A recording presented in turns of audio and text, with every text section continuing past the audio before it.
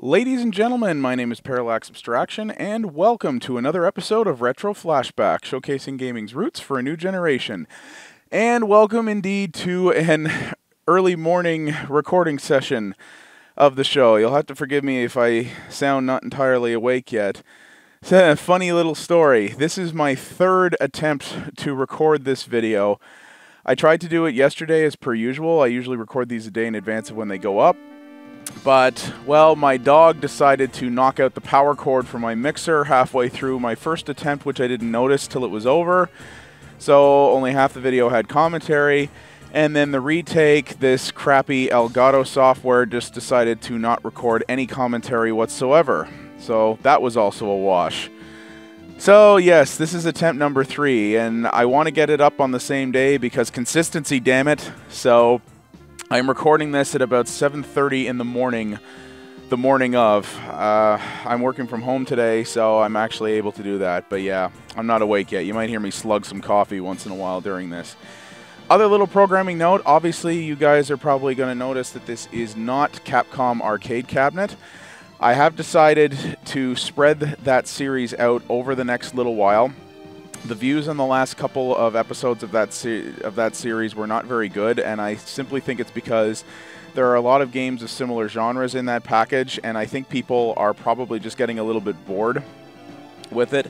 And I don't blame you. I like that package, but there's a lot in there that's very similar to each other. So I'm still going to do the entire package, but I'm going to spread those videos out over a little while and mix things up along the way. So we're going to try that and see what happens with it.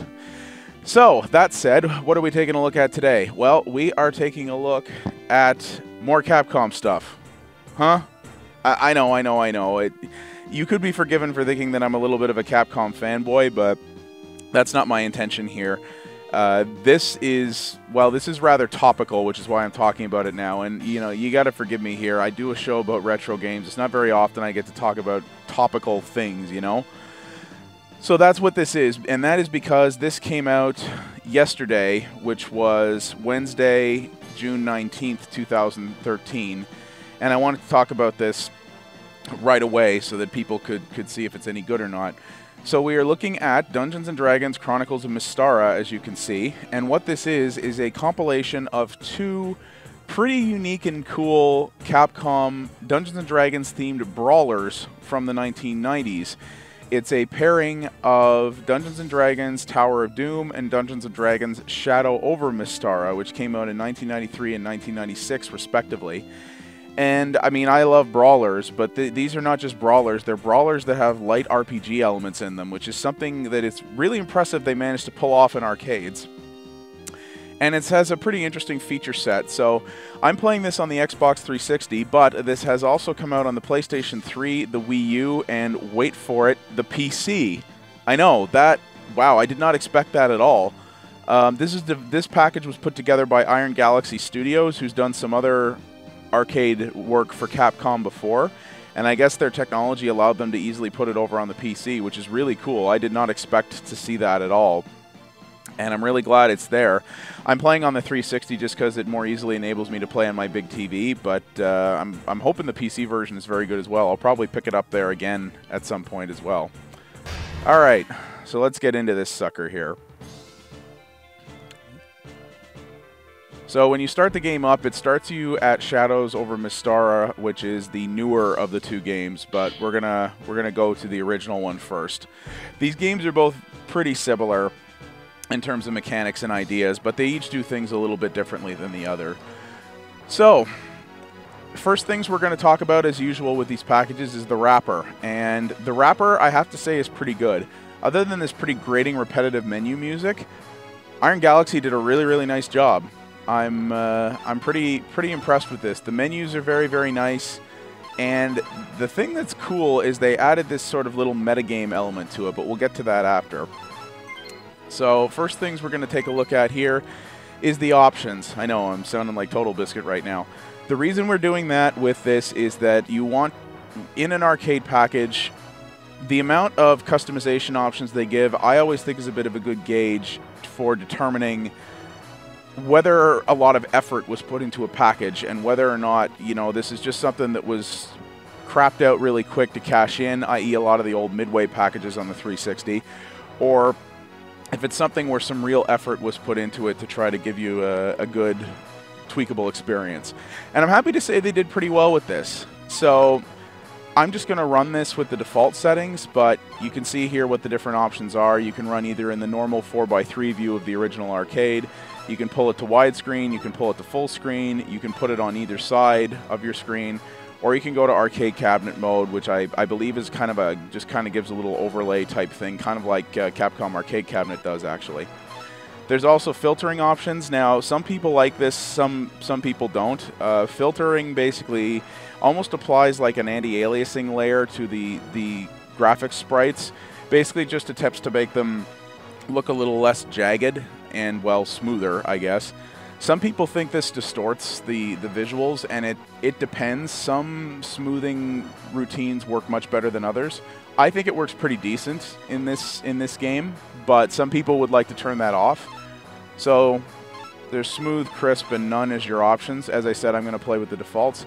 Scan lines is really just that's a bit of retro fan service. Scan lines will make the game look a little bit more like you're playing it on one of those big tube displays that they used to have in arcade cabinets. It's kind of cool, but I've never seen the advantage of it. And the challenge sidebars, this is what we're going to talk about next. This game has a challenge system in it, and by having the challenge sidebars on, it will sort of display your progress towards those challenges along the side of the play area. It's a little obnoxious the way it does it, and it could be distracting for some. I don't mind it personally, but I'm going to leave it on anyway so you can see it. So, challenge system, you say. What's that? Well, here we are.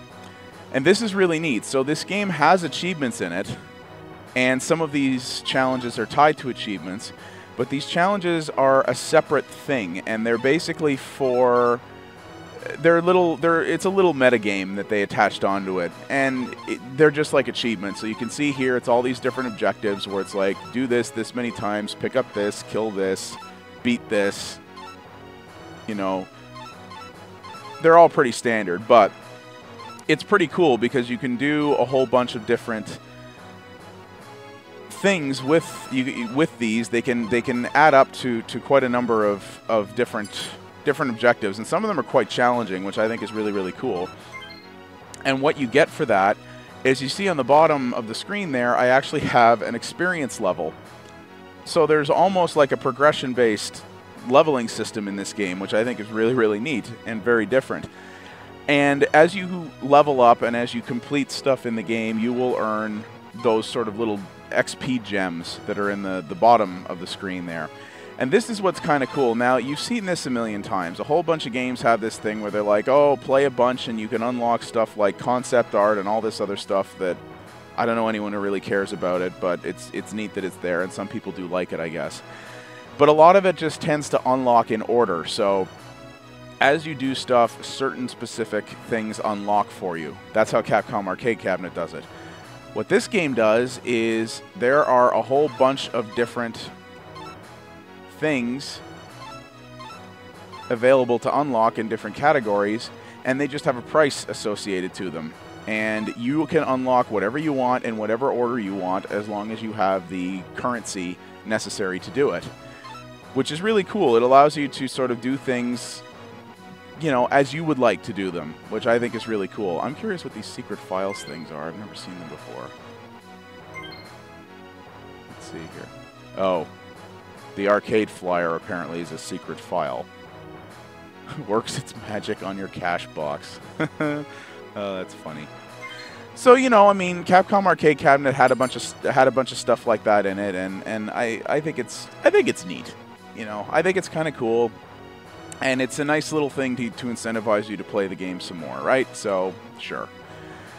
So, as you can also see, there is Xbox Live Play in this game. It's pretty good. They use the GGPO Netcode middleware, and what GGPO is it's a netcode system that was actually originally invented for fighting games. None of the current netcode systems on the market were able to handle the Twitch response and very, very quick timing needed to play fighting games online. And this guy decided to invent a system that could help with that. And that's what GGPO is. It is used quite a bit. It was also used in another Capcom arcade pack called Final Fight Double Impact. I don't know if it's wholly necessary for a game like this as opposed to a fighting game, but there is a lot to process when you're playing this game with 4-player co-op, so maybe it helps. I don't know if I'm going to be able to find an online game this early in the morning. We'll try it at some point, but I can attest from the other 2 attempts to record this video that I did play some online and it works surprisingly well. But for now, we're just going to jump into arcade, which is the local play mode. This is up to a 4-player co-op game, and you can play all 4 either online or at the same console. This is just me by myself, so we're just going to be doing that. You can, this is a cool thing too, is you have a chapter select option, so you can jump into any level that you've previously beaten. So I can't jump into these because I haven't finished them yet, but as you can see, these games for arcade games are actually pretty lengthy. So there's a decent amount of content in here between the 2 games, which is pretty cool. So we're going to start it up.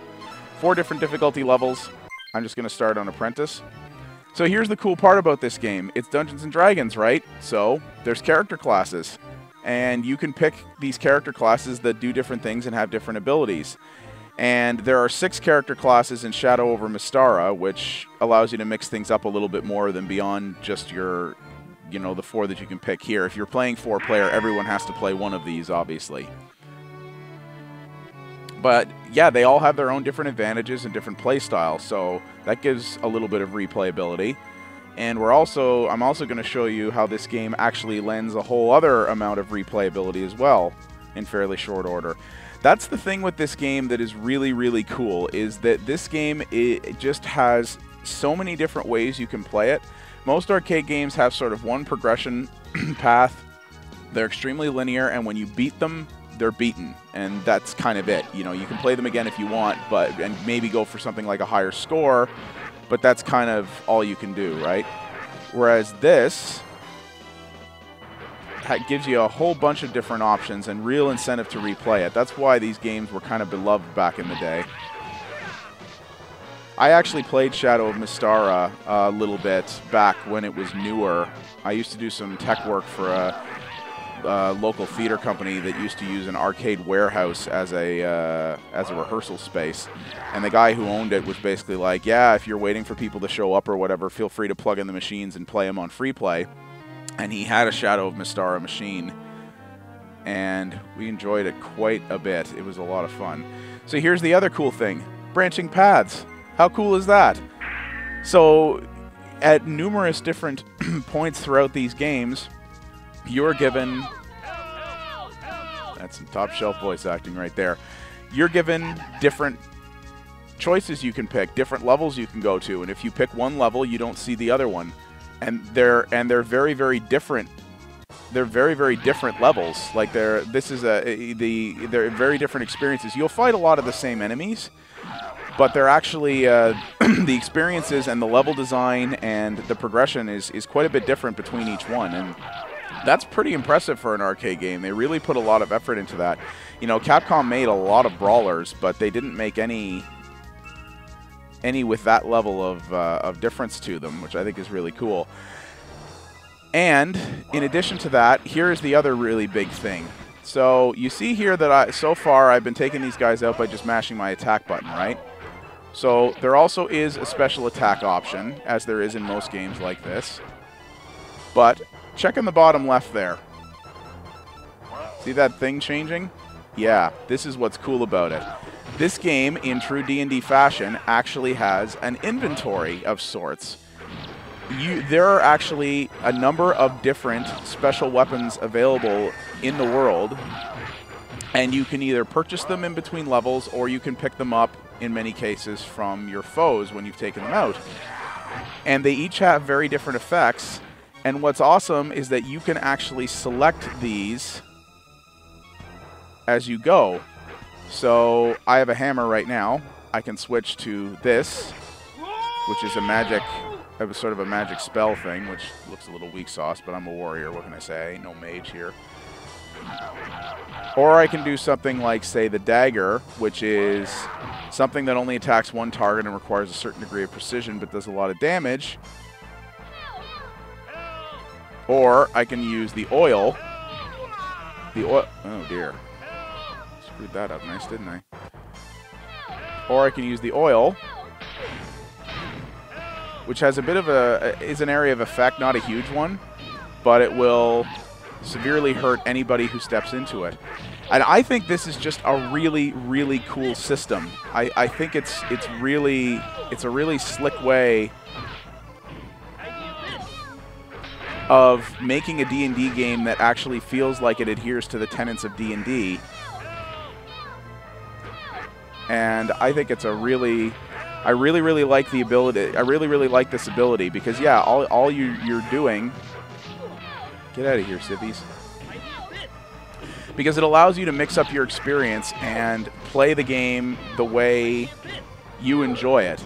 And I'll tell you right now, it just becomes absolute bedlam when you get 4 players on screen at once, all of them with their own different items and sort of all attacking things in their own way. It's just a blast.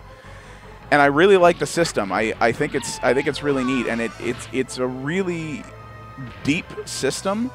And the thing is, like, I love brawlers, right? But brawlers are all about simplicity usually. They're usually about nuts. I didn't get them in time.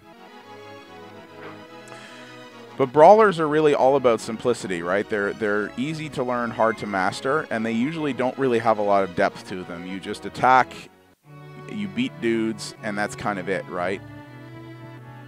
And so that's kind of the way it works. You have an attack, and you have your special attack, and usually what your special attack is one thing that's usually tied to your character. So here's the store here, so I can stack up on some stuff if I want. The special attack is usually tied to your character, and what that attack does is, depending on the game, it's either something that can disperse a crowd, it's something that will either destroy whatever enemy you're focused at, or in some rare cases clear the screen, kind of like a shmup would. But this is what's really cool about this game, is that because of this inventory and item system, your special attack is kind of whatever you want it to be. And you can make it whatever you want. You can also... but you're also limited because you have an inventory, right? So it actually does force you to mix it up and try a little bit of variety at the same time.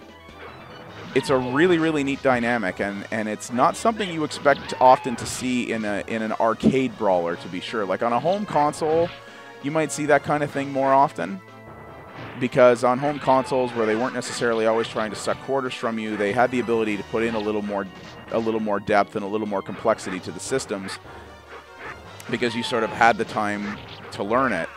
But they actually went this far with the arcade versions, and I think it's really cool. I'm guessing that they probably did that probably because the license demanded it.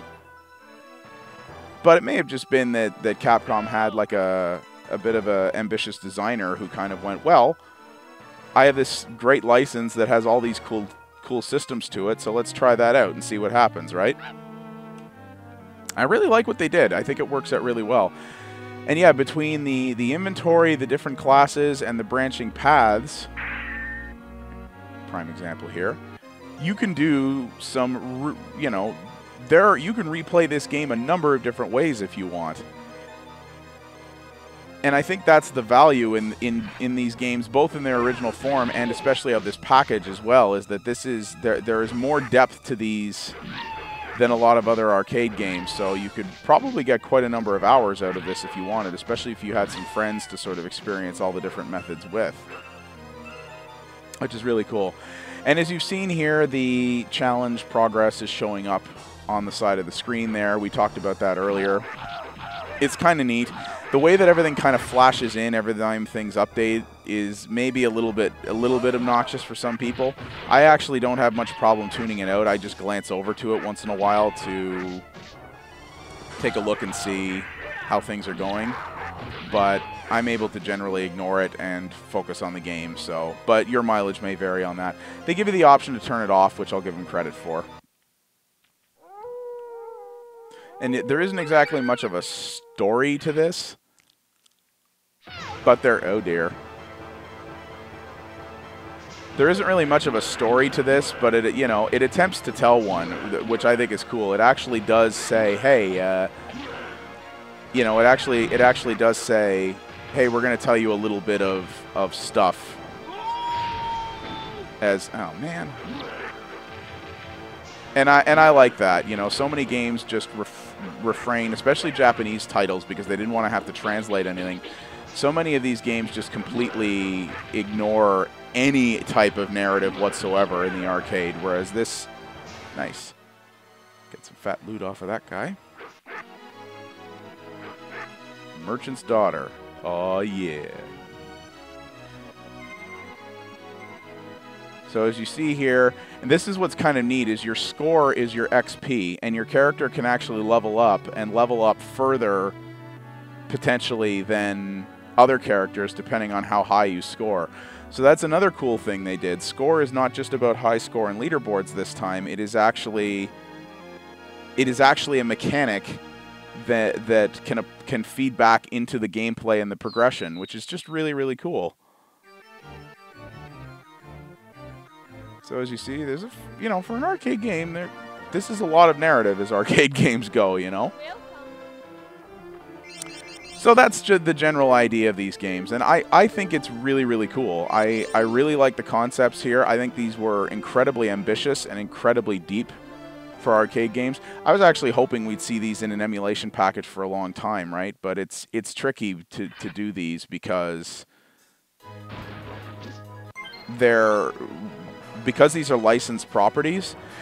Capcom just can't put them out like they could with a lot of games that they own, right? They have to get permission from the license holder. They had to involve Wizards of the Coast. They had to do all that other stuff in order to get these out. So it would have required some real effort in order to bring these out, and they clearly have put that in, which is really, really cool. So that's Tower of Doom. So we're going to quickly switch over to Shadow over Mystara here, and I'll show you this. This plays pretty much the same way. It came out a couple of years later, so it is a little more technically proficient. It looks a little nicer than Tower of Doom. Also, as I said before, now we have 6 classes, which is pretty cool. So they took the systems and just blew them out a little bit further, which is nice, right? I think that's pretty neat. And this, you know, arguably has even more replayability now because it's still only a 4-player game, but there's 6 classes. So if you get even more replayability if you want to play all the different classes, which is pretty cool. So as you can see here, we have this nice little intro. So it's there's definitely a little bit more production value here. Still a 16-bit game for sure, but it looks really, really nice. And yeah, you can't tell on the video, but these games do run at 60 frames a second, and they are pretty darn consistent. These games can experience a little bit of 16-bit slowdown if there's a lot going on at once, but it's not very frequent, and it's not very pronounced either, which is really, really nice. In a lot of previous Capcom brawlers, stuff like Final Fight and that used to get some brutal slowdown that you could get used to, but really could impact the game as a whole, whereas this makes it this is much more solid. But this was also released on much later hardware, which is part of the reason for that. So let's see here. So now we got these little guys that we're dealing with. I can usually get at least a couple of these out. Oh. So as you see, every time you knock one of these off, you have civilians you can rescue. Almost Metal Sluggish. You get lots of extra experience for that. And it also, by doing that, you advance the plot a little bit. This is kind of neat. Rather than right at the beginning, it asks you for your name as part of the story. That's kind of a neat little touch. I mean, a lot of computer-based role-playing games do that, but you have? Okay. So you see I went on to stage 2 here and there was no choice. There are still branching paths in this game, and actually this game mixes things up even further in some regards by giving you very different kinds of levels and actual different game types. There's actually a level in this game that's kind of time attack based. It's almost like a bonus level because you can't fail it by missing the time target, but you get like random encounters almost like a Final Fantasy game or something like that. It's pretty neat. I don't think we're going to get that far today, but it's really neat. And just shows, again, the level of attention to detail and depth that went into these. These were not quick cash-in arcade games. These were games that actually had some real heart and soul put into them, which I really respect a lot. So you see that thing I picked up there, that big sort of flask thing? Well, that's what this is. Yeah, take that. So you can definitely see that the sprites look a little bit better in this game. The environments definitely look better, which I like a lot. This just feels like a, you know, it's iterative. It's a sequel, and that's pretty much what it was. Tower of Doom is still a good game. I actually like that one a lot as well. This one just sort of generally looks a little bit better, though. Now, there is one complaint I am going to level with this game, and it can be a fairly major one, especially in a multiplayer scenario, and that is this. So, this is the item selection menu. Now, you saw how that worked in Tower of Doom, which was I had the little name of my item at the bottom of the screen, and it was actually a colored band that showed sort of what category of item that was. Made it relatively easy to select things and to pick what you wanted. This is the problem with this. So, it has this little spinny menu, which on the surface looks pretty cool. But when you're moving, and especially during a firefight when there's a lot going on, or when you have 4 people playing with you, it can be really hard to read that text when there's a lot happening. And it's very hard to tell what you're picking based on those little tiny pictures, especially when you're moving. I understand they wanted a system that was a little bit more elegant looking than the sort of just band along the bottom, and they probably wanted something that made better use of the screen real estate as well. But I don't think that was the best way to do it. It's just too small and too difficult to choose things quickly. Like if you have downtime like I had there, well, that's no gear. I didn't do that. I didn't set that village on fire. They already did that. But if you have some downtime, sure, it's easy enough at that stage to pick the item that you want. But there we go. But if you're in the middle of a crazy firefight like this, and I want to try to pick something, and, you know, the game that you can move around while the menu is up is very cool, but it's very difficult to be, you know, attempting to fight enemies off, especially if you've got multiple companions that you're playing with, and go, I can't see what I'm doing here. And that's a little frustrating. You could probably get used to it, especially once you've played the game for a little while. Which obviously, if you buy this collection and you put some time into it, you have lots of time to get used to that. But I don't think it's ideal. So that's really my only big complaint with this game over Tower of Doom. There we go. Gotcha. Is that little menu setup. But everything else about this is pretty significant. Yoink. It still has the branching paths. It still has the inventory. It still has the shopping ability. It has more character classes. It still has the XP-based scoring progression system, which I think is really, really slick. Just earned a ton of experience for that.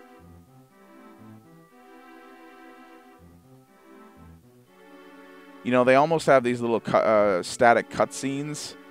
Definitely more narrative, which is very, very cool. And the way this works is if you were actually playing 4 players and you hit one of these split paths, there's no dominant player, which is what I like. It's basically a voting system. So here's the sort of little time attack thing I was telling you about. So basically your goal is to try to get through this area as quickly as you can, and it's to try to avoid all these enemies. If you hit them, you will go into a battle scenario on your raft where you basically have to take out a wave of enemies in order to progress. But the clock keeps ticking while that happens. And if you finish this, there we go. So if you finish this area, you actually, well, you'll get time bonuses based on how quickly you can get through this area. I've actually never fully completed it. I always run out of time by a certain point, and the game will continue at that point, but I think your path changes depending on that. So I got time bonus for that there. This is just really neat. It's taking a a kind of trope of a lot of regular RPGs and making it part of this arcade game, which is really cool. It's like, hey, this is not a traditional. We're gonna throw you into this situation where you're not. It's not a traditional. This is not a traditional arcade level. It's almost like a bonus stage because you can't fail out of it. But it impacts how you progress through the story if you can get through it quickly, and you can get bonus points for pulling it off. I think that's very ambitious and very different, and I like how it's not hard to figure out what it is you're trying to do. It's fairly seamless, right? Man, I just made that. Oh, thanks, man. Let's ask about a legendary sword. So the cool thing is when you have multiple choices like that, if you're playing with multiple players, it's actually a voting system. Everybody can pick the choice that they want, and it will go with whatever the majority picks. I actually don't know what happens if everybody picks, if it's something like that where you have 4 choices and everybody picks a different choice. I don't know what it does. I would guess that it just picks one at random, probably. But it's kind of neat. I like that, and I like the fact that there's no dominant player. I like that it doesn't, they could have just done what a lot of other games do, which is, well, player one, player one's choice is the one that we're going with. But they didn't do that. They actually break it up a little bit and give everybody a chance to have their say, which I think is really neat. And I mean, obviously, it still gives you the chance to discuss with other players that you're with and whatnot how you want to go about that stuff. So that's pretty neat. All right, so I think I'm gonna fail out of this. Yep. This is kind of neat. Let's retreat to the ship and make sail. Oh God! Run, run, run, run, run, run, run! There we go. So I didn't make it, but as you can see, I get to keep playing. So that's pretty cool. I like the way that works. And it's just another example of what this game does different. That's the key thing with this series of games is that... Wow. That was a dick move, game. Alright, well this is a good time to try out the multiplayer, so... But that's what I really like about these games, is that they're brawlers with depth. And it's something you really didn't see very often. Like, there is a crazy amount of different systems in this, but they work them all together in such a way that it isn't hard to learn this game or pick it up or show it to someone who's never played it before. If you want to just come in and button mash your way through this and not really care about anything else, you can totally do that. But you can also really get into the systems and really sort of make this a unique experience for yourself if you want. So you see I leveled up my sort of meta character there through that. So, and I got a whole bunch of new stuff to spend on unlocks. So you can actually go fairly down the rabbit hole with these games, and I think that's very, very neat. So let's just try out Xbox Live. Like I said, it's early in the morning, so I don't know if I'm actually going to find anybody, but we'll see. Now, one little word of advice I do want to offer with these games. Hey, look at that. I found one dude. I was in a couple of 4-player games last night, but hey, I'll take what I can get here. Now, you'll see there is a little bit of stutter and stuff going on here. That is actually the GGPO netcode compensating for lag. So this, I just picked a quick match, right? So I'm just playing against some random person. If the connection between you is not good, what will happen is rather than severely stutter, which is what most games do, the way GGPO, when it's working with fighting games, tries to compensate for lag is it will slow the entire game down until the netcode's able to catch up, and it will try to use a predictive method to determine what happened during the lag out. So it will try that, and then it will sort of ramp back up and compensate for that. And when the game comes back, if it turns out its prediction was wrong, then it will re-alter what's happening or what happened in the game in order to make that accurate. And that's kind of what that slowdown is here, is that's the netcode kicking in and going, oh, we got a connection issue here, so hang on, I'm going to try to figure this out. But you know what? It works pretty well. It doesn't happen often. When I was playing last night, the slowdown was very uncommon, which, given that on Xbox Live you can be playing with people of all different connection types from just about anywhere, was pretty impressive. And when it did slow down, I found that it never had to do any major correction. So there's a slowdown right there. Once it came back, everything just kept going as normal. It didn't have to warp anything around or alter the outcome of anything. It was just kind of, it just kind of managed it all. So it's very well implemented. I mean, I know why Iron Galaxy's using it, because Iron Galaxy actually has Dive Kick in development right now, which is their crazy, delightfully insane 2-button fighting game. And that is going to be using the GGPO engine. So I guess this was probably their practice for it, which is cool. I mean, they seem to have done it really well. I like Iron Galaxy. Iron Galaxy is this weird little contract developer that doesn't tend... Dive Kick's going to be like their first... Not their first original game, their second, I guess. But they tend to work on a lot of small projects very quickly, and they do a lot of contract work for other developers. They've done a lot of work with Capcom before. And they do good work.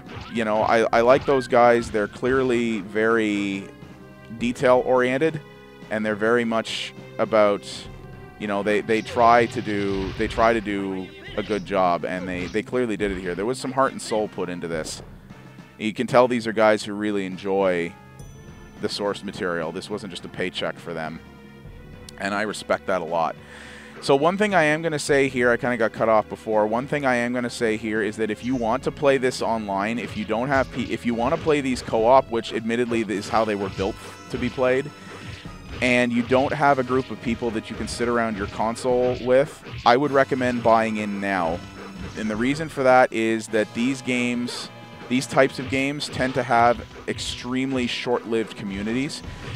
Anyone who's really interested in these buys them sort of right, you know, day one kind of thing, and then plays them through a couple of times, gets bored, and moves on. So in about probably 2 weeks to a month, and it's sad because these games are so, you know, are so well put together.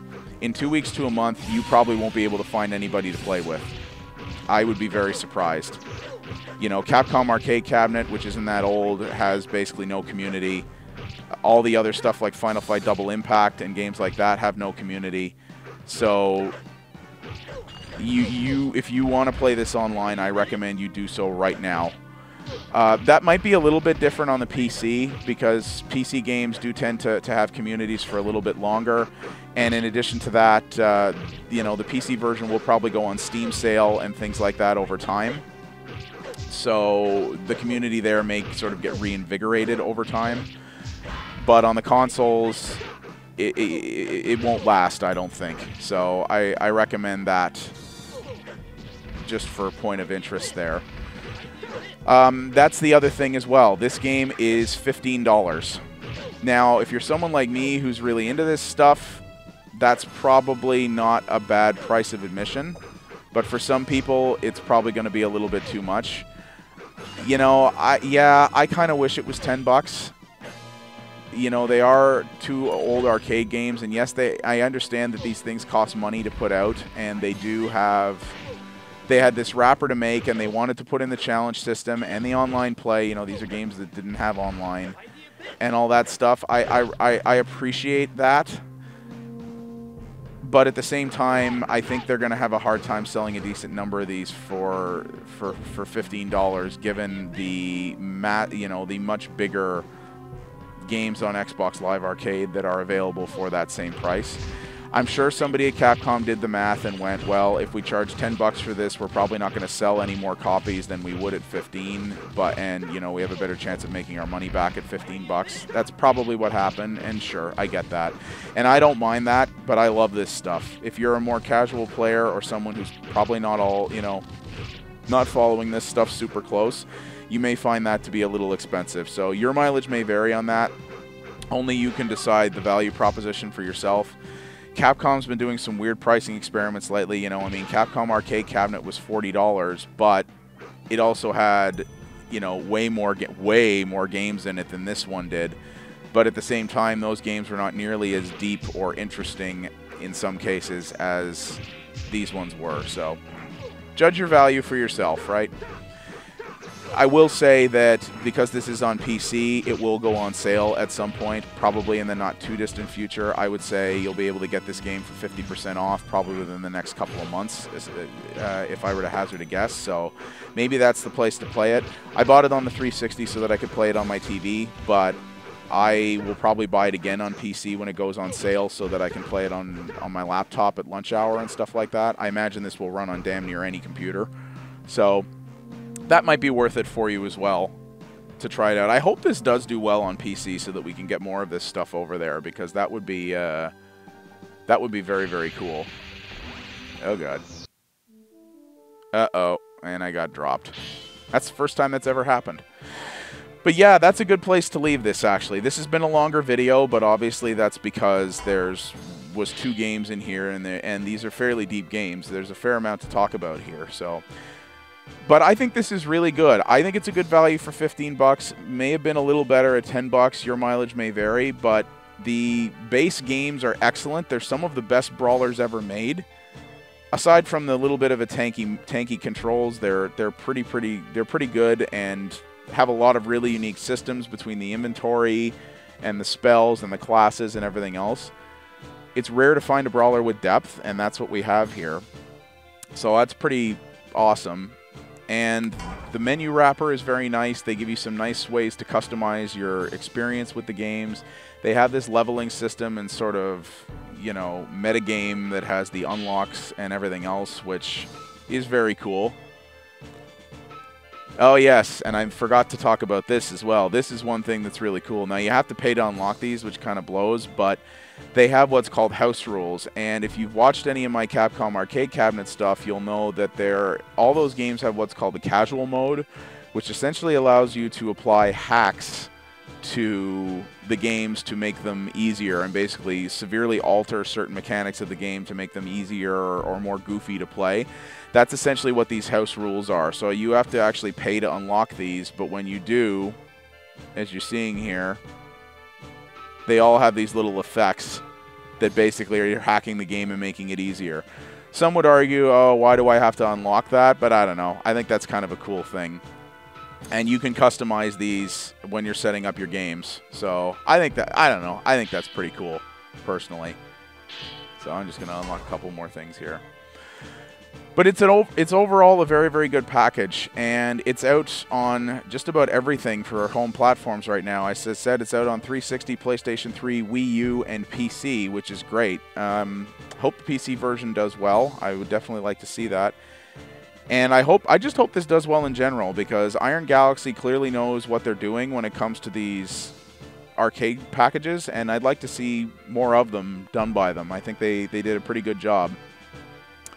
But it's a good collection. So if you're into brawlers and if you like the idea of a D&D layer that's surprisingly deep put on top of your brawler, I'd definitely check this out. My name's been Parallax Abstraction. Thank you all very much for watching, and I'll see you next time.